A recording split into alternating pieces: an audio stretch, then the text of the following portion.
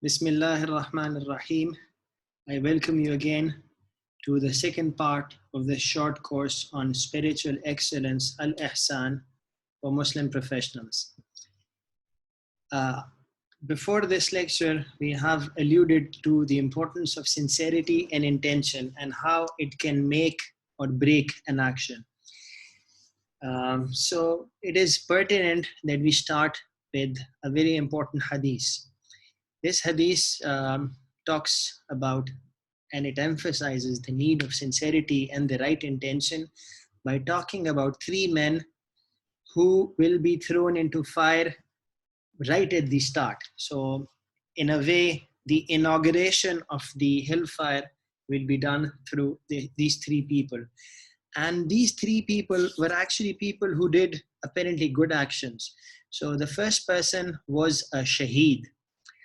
The second person, shaheed, as you guys know, is a martyr, someone who apparently dies in a battle fighting for some faction.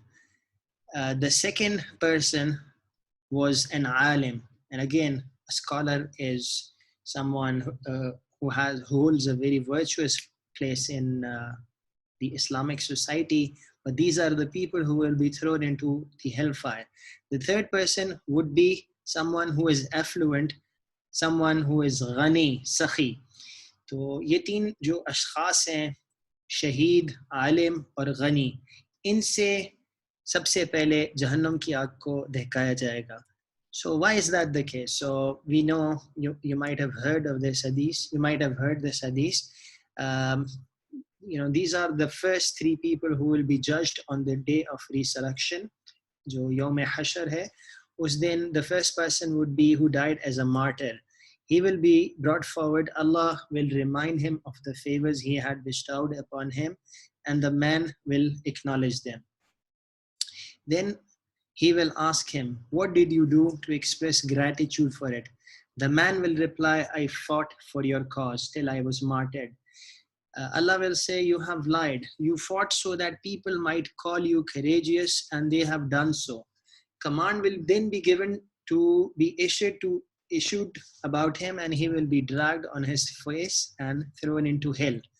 وَالْعِيَاذُ بِاللَّهِ. So apparently this is something very virtuous, بہت فضائل کی چیز ہے شہادت، یقیناً بہت فضل کی چیز ہے، لیکن اس کیس میں because of the intention, action physically وہی ہے لیکن اندر کی جو بات ہے، جو دل کا معاملہ ہے، جو انٹینشن ہے، اس کی وجہ سے اس بندے کو جو ہے جہنم میں ڈالا جائے گا. The next person would be an alim who had acquired and imparted knowledge and read the Quran. He will be brought forward. Similarly, Allah will remind him of the favors that he subhanahu wa ta'ala had bestowed upon him, and the man will acknowledge them. Then Allah will ask this person, how did you express your gratitude for it? اس نعمت کا کس طرح تم نے شکر ادا کیا؟ The man will reply, I acquired knowledge and taught it and read the Quran for your sake. Again, on that day, no one will be able to lie to Allah subhanahu wa ta'ala, because Allah ta'ala knows the interior of the hearts. So Allah ta'ala will say to him, no, you have lied. You acquired knowledge so that people might call you a learned man. And you read the Quran so that they might call you a reciter, and they have done so. So the person desired for dunyavi ends, and he earned it. قرآن مجید میں ایک اور جگہ بھی اس طرح کا مفہوم آتا ہے کہ جو دنیا کا طلبگار ہوگا اللہ تعالیٰ اس میں سے اس کو کچھ دے دے گا، لیکن اس کے لیے آخرت میں کوئی پھر اب حصہ نہیں ہوگا، اس کا آخرت میں کوئی نصیب نہیں ہے. لیکن جو اللہ تعالیٰ سے آخرت بھی چاہتا ہے اور دنیا بھی، وہ کہتا ہے کہ اللہ مجھے آخرت کے اندر بھی خیر دے اور دنیا میں بھی خیر دے، تو اللہ تعالیٰ جو ہے اس کے ساتھ وہی معاملہ فرمائیں گے. تو ہمیں آخرت کو پریفر کرنا ہے اور اپنی انٹینشن خالص اللہ کے لیے رکھنی ہے. جو تیسرا بندہ ہوگا, the third person would be an affluent person, جسے غنی کہتے ہیں, سخی کہتے ہیں. اس کو اللہ نے بہت مال دیا ہوگا, اللہ تعالیٰ اس کو بلائیں گے, اس سے کہیں گے کہ میرے تم پر اتنے انعامات تھے, تم نے اس کا کس طرح شکر ادا کیا. The person will say, that I did not neglect any of the ways you liked wealth to be spent in for your sake. Allah will say to him, you have lied. You did it so that people might call you generous, and they have done so. So a command will then be issued about him, and he will be dragged on his face and thrown into hellfire. تو یہ بالکل دل کو دلا دینے والی حدیث ہے جس کے ذریعے ہمیں اپنی انٹینشن، اپنی سنسیریٹی کو اکاؤنٹ فار کرنا چاہیے. ابھی سے we should start looking at what is our intention. It should be sincerely for the pleasure of Allah subhanahu wa ta'ala. If we are purely doing good actions for the people, then Allah ta'ala will not give any credit to you. Allah ta'ala will not put any weight in your actions. They will be just like haba'an manthura, کہ اس دن اس کا کچھ وزن نہیں ہوگا. جیسے اون جو ہے نا ہوا میں اڑ رہی ہوتی ہے، اسی طرح ایکشنز ہوں گے جن کو اللہ تعالیٰ کوئی اس کی قیمت نہیں لگائے گا، اس کا کوئی وزن نہیں لگائے گا. اسی کانسیپٹ کو ایک بہت بڑے اسکالر گزرے ہیں، ان کا نام تھا ابن عطاء اللہ الاسکندری. انہوں نے ایک بہت مشہور کتاب لکھی ہے الحکم، which is translated and available in English, and also it is a very popular book in the Indian subcontinent. ایک اس کی ٹرانسلیشن اور کامنٹری ایگزسٹ کرتی ہے جسے اکمال الشیم کہتے ہیں. اس کے اندر انہوں نے اپنی حکمتیں ڈسکرائب کی ہوئی ہیں. اس کے اندر پتھی سٹیٹمنٹس ہیں جس کے اندر وہ حکمت کی باتیں بتاتے ہیں. تو اس کی ایک حکمت ہے جس کو پہلے میں عربی میں پڑھتا ہوں، پھر میں اس کی ٹرانسلیشن بتاؤں گا. الاعمال صور قائمہ وارواحها وجود سر الاخلاص فیہا. اس کا مطلب ہے کہ اعمال جو ہوتے ہیں وہ بس لائف لیس فارمز ہیں، یعنی کہ ایک اشکال ہیں، شکلیں ہیں، لیکن اس میں جان نہیں ہے. اعمال میں جان کیسے آتی ہے؟ تو وہ اس کی روح سے آتی ہے، اور اس کی روح کیا ہے؟ وہ یہ ہے کہ جو اخلاص ہے وہ اس میں ہے یا نہیں ہے. So actions are lifeless forms, but the presence of an inner reality of sincerity, sir al-ikhlas, within them is what endows them with life-giving spirit. آپ کو پتہ ہے کہ انسان کے اندر سے جب روح نکل جائے تو وہ میت رہ جاتا ہے. وہ انسان کا جسم تو ہے پر اب اس کے اندر جان نہیں رہی. اسی طرح ایکشنز تو رہیں گے، apparently they are the same actions, but it is the intention behind the action which can raise it to the skies or it can bury it in the ground. So اس کو we need to understand. اس کے بارے میں ہم حکیم الامت علامہ اقبال کی شاعری سے بھی لرن کر سکتے ہیں. تو وہ اپنی شاعری میں بہت ساری جگہوں پہ اس طرح کی بات کرتے ہیں کہ اگر تم زندوں میں سے ہونا چاہتے ہو تو اپنے آپ کو رب کے ساتھ کنیکٹ کرو. Connect yourself to the divine to become alive. تو ان کا ایک شعر ہے کہ آنکھ بے حق زیست جز مردار نیست، گرچہ کس در ماتم او زار نیست. جس کا مطلب ہے کہ he who lives without God is nothing but a corpse, even if no one laments him. تو جو شخص ہے وہ اللہ سے اس کا تعلق نہیں ہے تو وہ بظاہر ایک زندہ انسان ہے، پر اصل میں وہ زندہ نہیں ہے. وہ اسی طرح ہے جیسے کہ مردار ہوتا ہے. حالانکہ کوئی بھی شخص اس کا ماتم نہیں کر رہا چونکہ وہ اس چیز کا شعور نہیں رکھتے. پر حق میں جو انسان جس کا مفہوم حدیث میں بھی آتا ہے کہ جو شخص جو ہے اللہ کا ذکر کرتا ہے وہ اس طرح ہے جیسے کہ کوئی زندہ شخص ہے، اور جو اللہ کو یاد نہیں کرتا وہ اس طرح ہے جیسے مردہ ہے. تو ہمیں اپنا تعلق اللہ سے بنانا ہے اور اپنے ایکشنز کو بھی through the inner intentions bring life into them. Otherwise, I've stated this before as well, your achievements may be outstanding. You may even win a Nobel Prize. You may have lots of wealth, ٹھیک ہے، لیکن اللہ اس سے آپ کو نہیں ملیں گے، اللہ آپ سے خوش نہیں ہوں گے، آپ ناکام ہو جائیں گے. لیکن ایک شخص جو ہے وہ جو ہے دنیا زیادہ نہیں کما سکا پر اس نے اللہ سے اپنا تعلق بنایا تو وہ کامیاب ہے.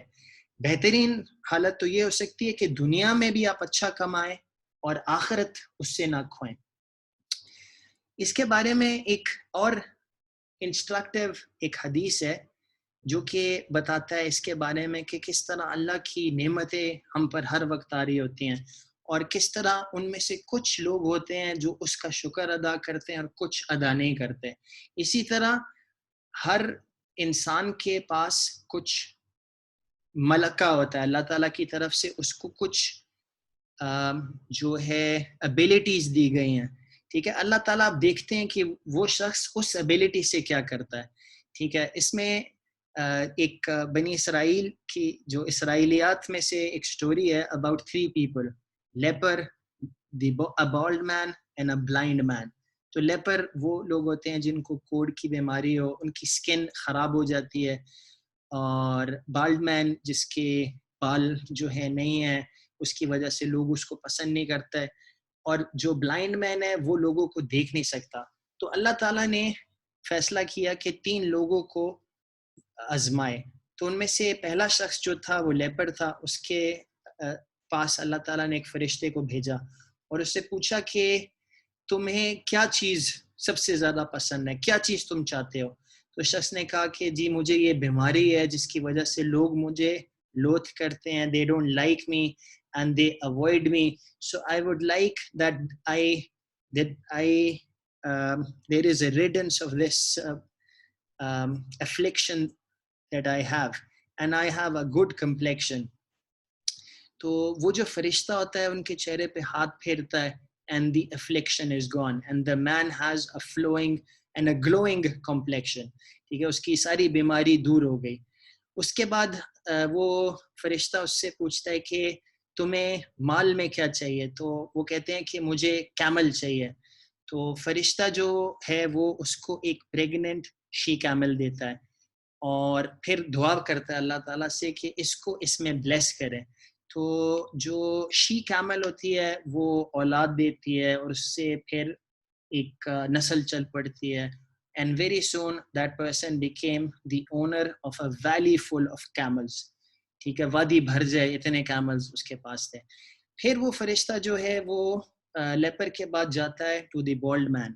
ٹھیک ہے, اس سے پوچھتا ہے تمہیں کیا مسئلہ ہے, تم کیا چاہتے ہو. تو وہ کہتا ہے کہ جی میرے جو سر پر یہ مسئلہ ہے کہ بال نہیں ہیں, اس کی وجہ سے لوگ مجھے پسند نہیں کرتے اور میں چاہتا ہوں کہ there is this affliction, this problem is removed from me. تو وہ فرشتہ اس کے سر پہ ہاتھ پھیرتا ہے اور اس کے بال واپس آ جاتے ہیں. اور پھر وہ جو بالڈ مین ہے اس سے پوچھا جاتا ہے کہ تمہیں مال کیا چاہیے. تو he asks for cattle. ٹھیک ہے, تو اس کو پھر وہ جو کاؤ یا ایو جو ہے دی جاتی ہے, پریگننٹ ایو, اس سے یہ ہے کہ اس کے بہت سارے پھر آگے اللہ تعالیٰ سے جب فرشتہ دعا مانگتا ہے کہ اس میں برکت ڈالیں, تو soon enough like the leper he became the owner of many cattle. Finally اسی طرح جو تیسرا بندہ تھا جس کے پاس فرشتہ جاتا ہے وہ بلائنڈ مین ہے. ٹھیک ہے, اس سے نابینا شخص, اس سے پوچھا جاتا ہے کہ آپ کیا چاہتے ہیں. وہ کہتا ہے جی میری یہ بیماری ہے, میں چاہتا ہوں مجھے جو ہے بصارت مل جائے جس سے میں لوگوں کو دیکھ سکوں اور اس سے میرے معاملات جو ہے آسان ہو جائیں گے. تو فرشتہ اس کے آنکھوں پہ ہاتھ پھیرتا ہے, اس کی بصارت واپس آ جاتی ہے. And then the angel asks the man, okay, what kind of wealth, کیا مال تمہیں چاہیے. تو وہ جو ہے وہ شیپ مانگتا ہے. اسی طرح اس کو ایک شیپ دی جاتی ہے اور اس میں وہ دعا مانگتا ہے فرشتہ کہ اس میں برکت ہو جائے. اور یہ تینوں لوگ جو ہے اپنی بیماریوں سے دور ہو جاتے ہیں اور بہت زیادہ امیر ہو جاتے ہیں. So all of them have a valley full of camel. The second person has a valley full of cattle. The third person has a valley full of sheep. اس کے بعد اللہ تعالیٰ امتحان لیتے ہیں. اللہ تعالیٰ نے انعام کیا, پھر اب اللہ تعالیٰ دیکھنا چاہتے ہیں کہ کون ریکگنائز کرتا ہے کہ یہ انعام اللہ کی طرف سے ہے اور کون اس کا پھر حق ادا کرتا ہے.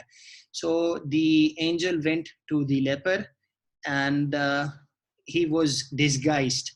He was in the form of a traveler who was lost.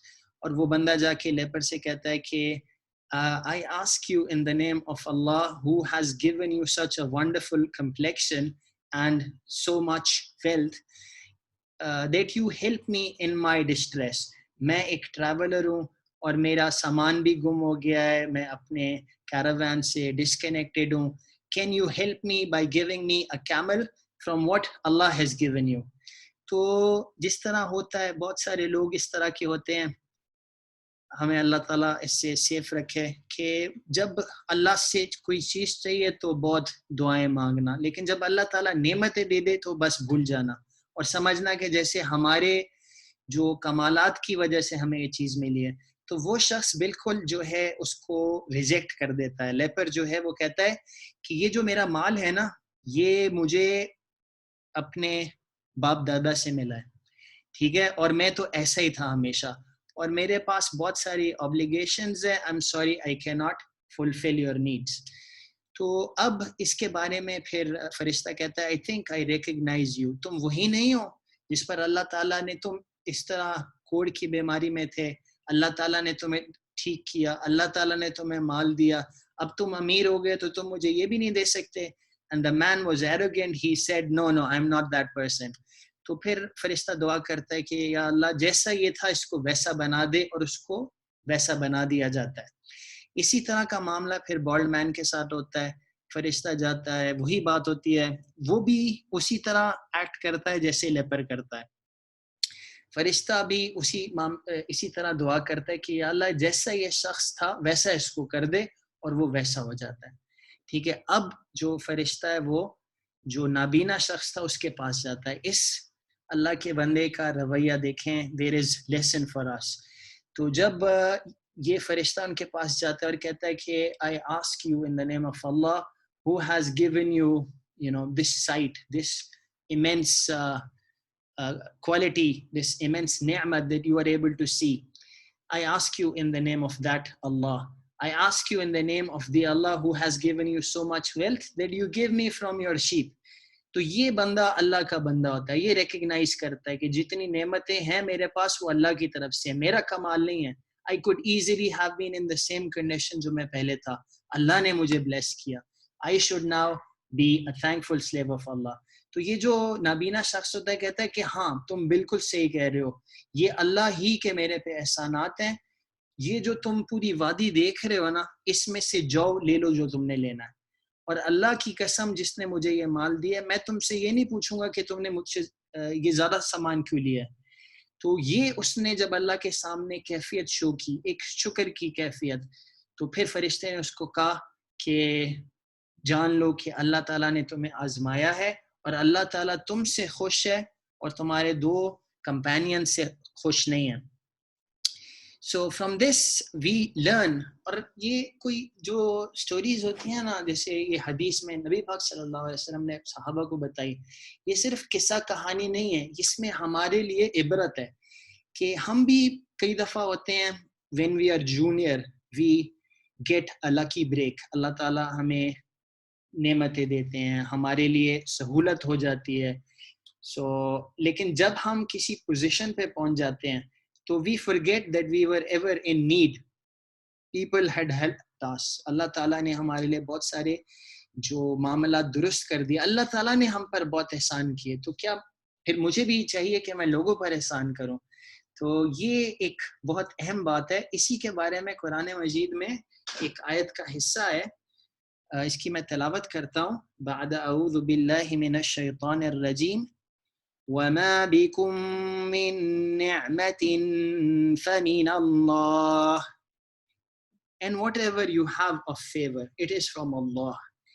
یہ اللہ ہمیں بتا رہے ہیں کہ جو بھی تمہارے پاس نعمت ہے, جو بھی تمہارے پاس کمال ہے, جو بھی تمہارے پاس علم ہے, جو بھی تمہارے پاس ہنر ہے, فَمِنَ اللَّهِ. تو تم کیا اس پر جو ہے اپنے آپ کو سمجھ رہے ہو کہ تم نے بہت کام کیا, تم نے کسب کیا, ہاں تم نے کمایا, پر بہت سارے کمانے والے ہیں جس کو اللہ تعالیٰ یہ نہیں دیتے, تو اللہ تعالیٰ کی نعمت ہوئی تو تمہارے پاس یہ چیز آئی. یہ ہماری کیفیت ہونی چاہیے. We should be a thankful slave of God. اگر تو if you are able to develop this جذبہ of شکر then you can be a man of احسان. ایک اور جگہ پر اس صورت میں تو سبحان اللہ, بار بار اللہ تعالیٰ سوال کرتے ہیں.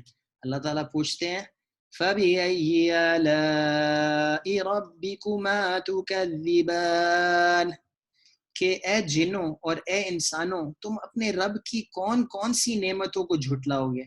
یعنی کہ اگر ایک دو نعمت ہوتی تو شاید کوئی انسان کو چارہ مل جاتا, لیکن اللہ نے تو ہمیں انانڈیٹ کر دیا نعمتوں میں, ہم ڈوبے ہوئے ہیں. اللہ تعالیٰ ایک اور جگہ فرماتے ہیں کہ اگر تم اس کی عدد کرنا چاہو, جو اللہ کی نعمتیں تم نہیں کر سکتے, اس کا احسان نہیں کر سکتے, تو ہم تو ڈوبے ہوئے ہیں اللہ تعالیٰ کے احسانات میں. تو اللہ کے احسان جب ہم پہ اتنے ہیں تو ہم بھی اپنے اندر یہ جذبہ پیدا کریں, چونکہ اللہ کو پسند ہے وہ شخص جو احسان کرتے ہیں. تو اس لیکچر میں جس طرح ہمارا معمول ہے, we will wrap up the lecture by talking about a practical focus and how we can bring these ideas into our lives. So ہم یہ کر سکتے ہیں کہ جس بھی فیلڈ میں آپ ہوں اس کے اندر کوشش کریں کہ کوالٹی کام کریں, لیکن not just because you want people to appreciate you. You do it for akhirah and you do it for seeking the good pleasure of Allah subhanahu wa ta'ala. Allah ta'ala says in the Quran in Surah Al-Qasas, Surat number 28 ہے, اس کی آیت number 77 ہے, 77, جس کی translation ہے and seek through which Allah has given you the home of the hereafter and do not forget your share of the world. تو یہ ایک بہت ہی جو ایک کلیدی حیثیت رکھتا ہے. This is a key ayat that tells us that we should not become monks. We should not ایک طرح سے ہم پوری دنیا کو چھوڑے نہ, ہم دنیا میں ہی رہیں گے, لیکن دنیا کو استعمال کیسے کرنا ہے, اپنے ہنر کو استعمال کیسے کرنا ہے, اپنے علم کو کس طرح استعمال کرنا ہے, اس کے لیے یہ بتایا گیا کہ we should seek the home of the hereafter. ٹھیک ہے, آخرت کو کمانا ہے, کیونکہ آخرت ہمیشہ رہنے والی ہے, دنیا کا تو کوئی اس کے مقابلے میں اس کی کوئی اوقات نہیں ہے. ٹھیک ہے, اللہ تعالیٰ چاہتے ہیں کہ ہم ہمیشہ ہمیشہ کے لیے کامیاب ہوں, تو ہم اللہ تعالیٰ کو خوش کرنے کے لیے کام کریں, نہ صرف یہ کہ لوگوں کو ہم خوش کر سکیں یا ہم پیسے کما سکیں یا ہم جو لوگوں کے اوپر طاقت کسی طرح کی حاصل کر سکیں. ایک اور جگہ پہ اللہ تعالیٰ کے رسول صلی اللہ علیہ وسلم فرماتے ہیں کہ whoever makes the akhirah his concern, Allah will gather together his affairs, place contentment in his heart, جو قناعت ہوتی ہے, and the world will come to him despite his reluctance. And whoever makes the dunya his concern, Allah will scatter his affairs, put poverty before him, and nothing of the world will come to him except what Allah Ta'ala has written for him. ٹھیک ہے, تو ہم یہ نہ سمجھیں کہ ہم اپنے کام سے کما رہے ہیں, ہم اپنا کام کریں گے چونکہ کام کرنا ہماری ڈیوٹی اللہ تعالیٰ نے لگائی ہے, پر کام ہمارا بنانے والا, ہمارا مالک, ہمارا رازق اللہ سبحانہ و تعالیٰ ہے, ہمارا کام ہمیں نہیں پالتا. ٹھیک ہے, تو جب یہ ایک جذبہ دل میں ہوگا تو پھر ہم کام کریں گے, پیراڈاکسیکلی کام ہم پھر بھی کریں گے, پر اس لیے کریں گے چونکہ اللہ تعالیٰ نے ہمیں کہا ہے, اور اس کام کو ہم اپنا رب نہیں مانیں گے. ٹھیک ہے, اور نہ ہی اس کو اپنا الہ بنا لیں گے کہ اسی کے لیے اپنی ساری محنت ہے.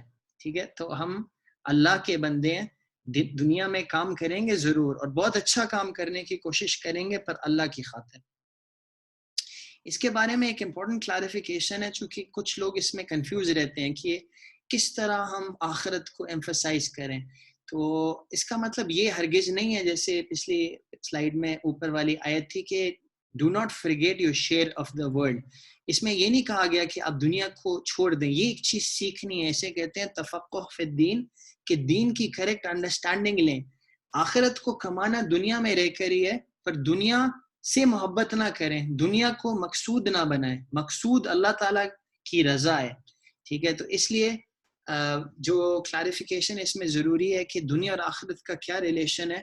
تو اس میں پہلی بات تو یہ کہ جیسے یہ غالباً سورۃ النجم کی آیت ہے, وَأَن لَيْسَ لِلْإِنسَانِ إِلَّا مَا سَعَىٰ, and that there is nothing for man except that good for which he strives.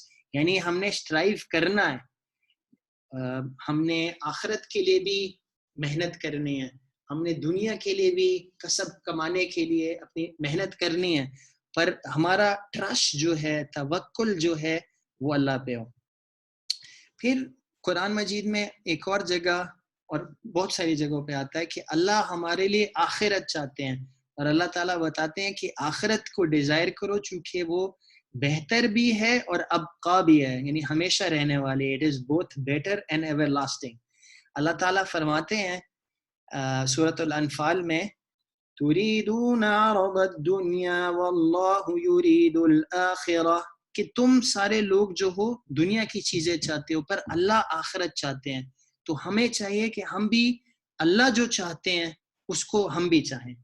ٹھیک ہے، ایک اور جگہ یہ سورۃ الاعلیٰ میں اس کا جو اختتامیہ ہے اس کے اندر اللہ تعالیٰ یہی بات بتاتے ہیں کہ بل تؤثرون الحیاۃ الدنیا والآخرة خیر وابقى ان هذا لفی الصحف الاولى صحف ابراہیم وموسیٰ، کہ تم لوگ جو ہو پریفر کرتے ہو اس دنیا کو، لیکن آخرت جو ہے عقل رکھو آخرت اس سے بہتر بھی ہے، خیر بہتر ہے، ابقا باقی رہنے والی ہے۔ اور یہ کوئی میں نئی بات اللہ تعالیٰ ہمیں نئی بات نہیں بتا رہے، یہ پہلے کی کتابوں میں بھی رہا، حضرت ابراہیم کی صحیفے میں بھی تھا اور حضرت موسیٰ کی کتاب میں بھی تھا، تو یہ ایک ایسی حقیقت ہے which was always true۔ اللہ تعالیٰ desires for us آخرہ that we are able to become successful in the آخرہ، اور وہی اصل جو ہے کامیابی ہے۔ ایک اور جگہ حدیث کے اندر نبی پاک صلی اللہ علیہ وسلم نے ایک دعا مانگی جو ہمارے لیے بہت زیادہ انسٹرکٹیو ہے۔ اللہ تعالیٰ کے نبی نے دعا مانگی، اللہم لا تجعل الدنیا اکبر ہمنا ولا مبلغ علمنا ولا غایت رغبتنا، کہ یا اللہ اس دنیا کو میرا سب سے بڑی فکر نہ بنا۔ ٹھیک ہے، you know people who are all the time thinking about their دنیا۔ اس کا نقصان یہ ہوتا ہے، پچھلے ہم نے لیکچر میں دیکھا تھا، انسان کا دل ایک ہے، اگر اس کے سارے جو فکر ہے وہ دنیا کے اندر ہی رہے گی تو آخرت کا کیسے سوچے گا؟ ٹھیک ہے، تو اللہ تعالیٰ کے نبی نے مانگا اور ہمیں بھی مانگنا چاہیے کہ دنیا ٹھیک ہے، دنیا ہم اس کے لیے محنت کریں گے، پروفیشنلز ہم ہیں، لیکن دنیا in itself ہمارا سب سے بڑا ہمارا مقصد نہیں ہونا چاہیے۔ اور پھر دوسری بات بتائی جو اللہ تعالیٰ سے دعا مانگی جا رہی ہے، وَلَا مَبْلَغَ عِلْمِنَا، کہ میرا علم بھی اس پہ جا کے ختم نہ ہو جائے کہ بس دنیا میں نے کما لی، اتنا علم ہو، مطلب آپ نے پی ایچ ڈی کر لی دنیاوی علوم میں اور آپ سورہ فاتحہ نہیں پڑھ سکتے، تو کتنی جو ہے یہ جو ہے کم وقتی کی بات ہے۔ اس میں انسان سوچ لے کہ ادھر تو اس نے اتنی محنت کی پر یہاں اس نے اے بی سی بھی نہیں پڑھی۔ اے بی سی الحمدللہ ہم مسلمان ملک میں رہتے ہیں تو قاری صاحب آتے ہیں بچپن میں پڑھا دیتے ہیں، پر ہم کتنے لوگ کانشیسلی بعد میں بھی ایفرٹ کرتے ہیں، مطلب کہ اللہ کے علم کو اتنا ہم نے گرا پڑا سمجھ لیا ہے کہ ہم اس کے لیے بالکل بھی محنت نہیں کرتے۔ اس کے لیے ہمیں تو ہونا یہ چاہیے تھا کہ ساری زندگی ہم اللہ کے دین کا علم بھی ساتھ ساتھ سیکھتے رہیں، ٹھیک ہے دنیا کا علم بھی حاصل کریں پر اتنے تو ہوں کہ حلال حرام کا فرق بتا سکیں۔ تو اللہ تعالیٰ نے کہا، اللہ تعالیٰ کے رسول نے کہا کہ یا اللہ میرا علم اسی پہ جا کے ختم نہ ہو جائے، دنیا کے سود و اس کے اندر کہ کہاں پروفٹ ہے اور کہاں لاس ہے۔ اور پھر آخری بات جو اس دعا میں ہے، وَلَا غَایَتَ رَغْبَتِنَا، کہ یہ میری ایسپریشن کی اینڈ صرف یہی نہ ہو، مطلب we talk to people and they say کیا ایسپریشن ہے، تو لوگوں کی ڈیفرنٹ ایسپریشنز ہوتی ہیں۔ جو عام طور پہ پست ذہنیت والے لوگ ہوں گے ان کی جو ایسپریشن ہے وہ صرف سیلفش ہوگی، اس کے اندر بھی ڈیفرنٹ لیولز ہیں، لیکن کچھ صرف مال چاہ رہا ہوگا، کچھ علم چاہ رہا ہوگا، لیکن ہمارا جو مقصد ہے جیسے میں نے بتایا جو فرد ہے وہ ملت کے لیے بھی رسپانسبل ہے، اس نے سوشلی بھی بینیفٹ کریٹ کرنا ہے، اس نے آخرت کے لیے بھی محنت کرنی ہے، اس نے اس چیز کی بھی محنت کرنی ہے کہ حضرت محمد صلی اللہ علیہ وسلم آخری رسول تھے، تو جو نیابت ہے رسول اللہ صلی اللہ علیہ وسلم کی کہ اب ان کے بعد ہم پورے عالم میں ہم نے دین کو لے کے جانا ہے، یہ اللہ کا دین جو ہے اب اس کی رسپانسبلٹی ہم پر ہے. تو ہم کیا صرف اسی چیز کے لیے ہیں کہ ہم اپنا صرف گھر دیکھیں؟ تو یہ دعا یہ چیز سکھا رہی ہے کہ we need a holistic mind frame. We need to look at things holistically. دنیا کے اندر یہ پورا کورس اسی کے بارے میں ہے کہ ہم نے ایکسیل کرنا ہے، پر by remembering we must remember at the same time that this is part of the picture. ٹھیک ہے. اور جو اصل مسلمان کے لیے جو ایک source of success and loss ہے وہ تو آخرت ہے. ایک شخص جو ہے اگر دنیا کا سب سے بڑا بلینئر بھی بن جائے تو غالباً وہ قارون کے برابر تو نہیں آئے گا، پر کیا ہم کہیں گے قارون سکسیسفل تھا؟ کیا ہم کہیں گے فرعون سکسیسفل تھا؟ نہیں، کیونکہ وہ آخرت میں ناکام ہو گئے. تو ہم نے الحمدللہ ہم مسلمان ہیں، ہماری جو اوریجنل ٹارگیٹ ہے وہ آخرت ہے، اور دنیا میں بھی ہم محنت کریں گے. دنیا میں بھی اللہ تعالیٰ چاہتے ہیں کہ ہم اچھا پرفارم کریں، دنیا میں بھی اللہ تعالیٰ چاہتے ہیں کہ مسلمان سب سے بہتر ہوں، لیکن not at the cost of آخرہ. اسی کے اندر ایک پریکٹیکل چیز ہے that we should love God more than the 8 things matters that are described in سورۃ التوبہ. یہ پچھلی لیکچر میں بھی ہم نے بتایا، اس کو میں اس کی ٹرانسلیشن پڑھ دیتا ہوں. تو اللہ تعالیٰ وارن کر رہے ہیں کہ ہمیں ایسا نہیں ہونا چاہیے کہ ہمارے فادرز اور سنز اور برادرز اور میٹس اور کنڈرڈ اور ویلتھ اور کامرس اور ڈویلنگز in which we delight, they should not be dearer to us than Allah and his messenger and striving in his cause. تو جو 3 چیزیں نا، اللہ کی محبت، اللہ کے رسول کی محبت اور اللہ کے راستے میں جہاد کی محبت، یہ زیادہ ہونی چاہیے ان 8 چیزوں سے. یہ ہمیں پتہ چلتا ہے اس آیت سے، سورۃ التوبہ جس کی ریفرنس نیچے لکھی ہوئی ہے. اور اگر نہیں ہوتا تو اللہ تعالیٰ وارن کرتے ہیں کہ پھر جو ہے نا، پھر تم ویٹ کرو جب تک اللہ تعالیٰ اپنا فیصلہ لاتے ہیں. So alhamdulillah, we have now come to the end of this part. So we will end by reciting the kafaratul majlis, and inshallah we'll come back again with the next part. Subhanak Allahumma wa bihamdik ashhadu an la ilaha illa ant astaghfiruka wa atubu ilayk.